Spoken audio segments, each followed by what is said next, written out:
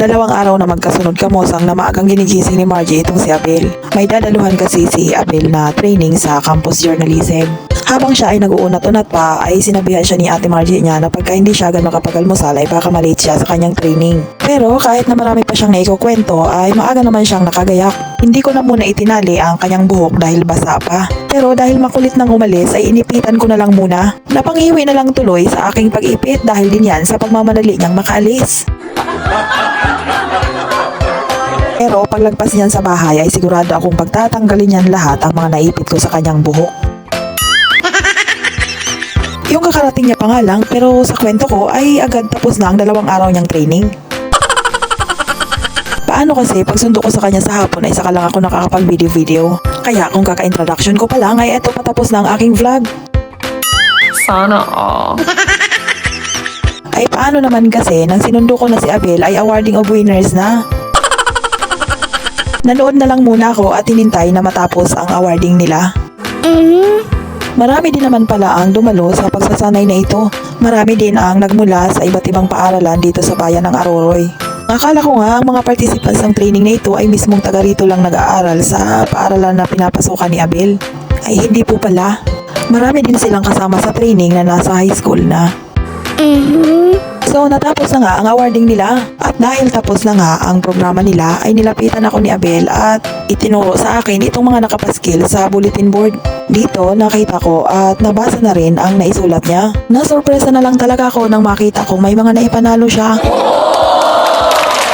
Yung wala nga akong gaanong alam kung ano itong pinag-training nila. Na-surprise na lang talaga ako nang pagsundo ko sa kanya ay makita ko itong mga winning entries niya. Nakaka-proud lang kamosang na sa murang edad nila ay nadidiskubre na ng mga batang ito ang kanilang potensyal. Marahil dahil yan sa mga pagsasanay na gaya nito para mas mapahusay pa ng gusto ang kagalingan ng mga bata sa mga ganitong larangan.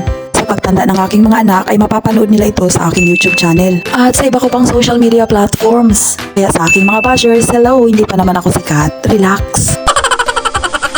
Mawala ko ng lahat ang certificates ng mga naging awards niya. Pero pag napanood niya ito minsan ay maalala niya na naging first place pala siya sa photojournalism. Naging second place sa editorial writing. At third place sa feature writing.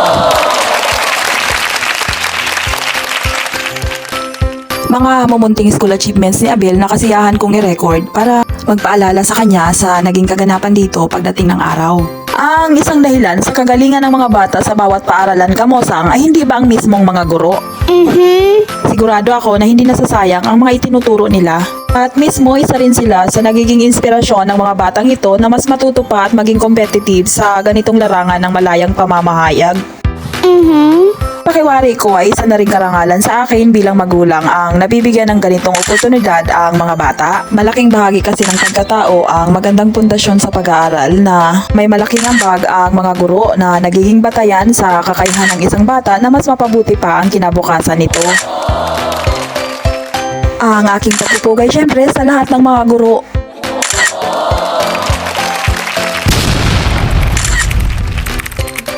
Lalong-lalo na syempre sa mga naging coach nito ng aming mga anak. Maraming salamat sa matyagang pagtuturo at natapos na naman ang 2 araw ng pagsasanay sa kanila na sila ay may panibagong kaalaman naman na natutunan sa 2 araw na pagtuklas ng kanilang mga nakatagong kakayahan sa murang kaisipan sa malayang pamamahayag sa kanilang mga paaralan.